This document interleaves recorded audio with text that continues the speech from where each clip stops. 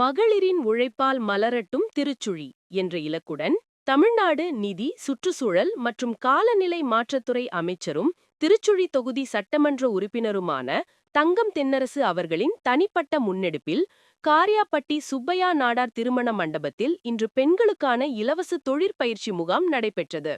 இந்த முகாமில் சிறு தொழிற்பயிற்சி, உணவுப் பொருள் தயாரிப்பு, கைவினைப் பொருட்கள், செயற்கை நுண்ணறிவு பயன்பாடு, அழகியல் சார்ந்த பயிற்சி உள்ளிட்ட பல துறை திறன் பயிற்சிகள் வழங்கப்படுகின்றன.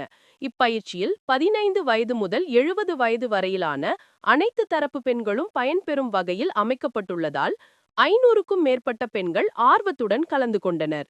இந்நிகழ்வில் கலந்து கொண்ட கல்லூரி மாணவி கவித்ரிஷா கூறுகையில், இன்ஸ்டாகிராமில் வந்த பதிவை பார்த்துவிட்டு இங்கு வந்தேன். தற்போது இறுதியாண்டு பொறியியல் மாணவியான நான் விடுமுறை நாட்களில் பயனுள்ள வகையில் சோப்பு தயாரிப்பதை கற்றுக்கொண்டுள்ளேன். இந்த சோப்பு தயாரிப்பு பயிற்சி மிகவும் பயனுள்ளதாக இருந்தது. முதலில் சோப் எப்படி செய்வது என செய்து காட்டுகிறார்கள், பிறகு நாமே செய்கிறோம். இதனால் மிக எளிதாக புரிந்து கொள்ள முடிகிறது. மேலும் வெளியில் நிறைய பணம் கொடுத்து வாங்கும் சோப்பை இனி நானே தயாரித்து சிறிய தொழிலாகவோ அல்லது உறவினர்களுக்கு பரிசாகவோ கொடுக்கலாம் என்ற உத்வேகம் பிறந்துள்ளது என்றார். இது குறித்து தீபா பாண்டிராஜ் கூறுகையில், இந்த பகுதி வானம் பார்த்த பூமி என்பதால் பெரும்பாலும் கடலை, எள், சோளம் போன்ற பயிர்கள் மட்டுமே நடவு செய்யப்படும். இதனால் இப்பகுதியில் போதிய வேலைவாய்ப்பு இல்லை. பெண்கள் பூ தொடுத்தல், கட்டப்பை தைத்தல் போன்ற சிறு வேலைகளையே செய்கின்றனர். இந்நிலையில் இது போன்ற இலவச தொழிற்பயிற்சி மூலம் பெண்கள் தாங்களே பொருள் தயாரித்து விற்று பொருளாதார ரீதியில் தன்னிறைவு பெற முடியும்.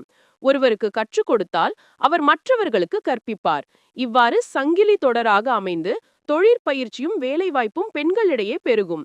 கண்டிப்பாக இந்த முகாம் பெண்களை வெற்றிகரமான தொழில் முனைவோராக உருவாக்கும் என நம்புவதாக தெரிவித்தார். முன்னதாக அமைச்சர் தங்கம் தென்னரசு அவர்கள் தொடர்ந்து மகளிர் முன்னேற்றத்திற்காக மேற்கொள்ளும் இத்தகைய தன்னார்வ முயற்சிகள் கிராமப்புற பெண்களிடையே பெரும் வரவேற்பை பெற்றுள்ளன.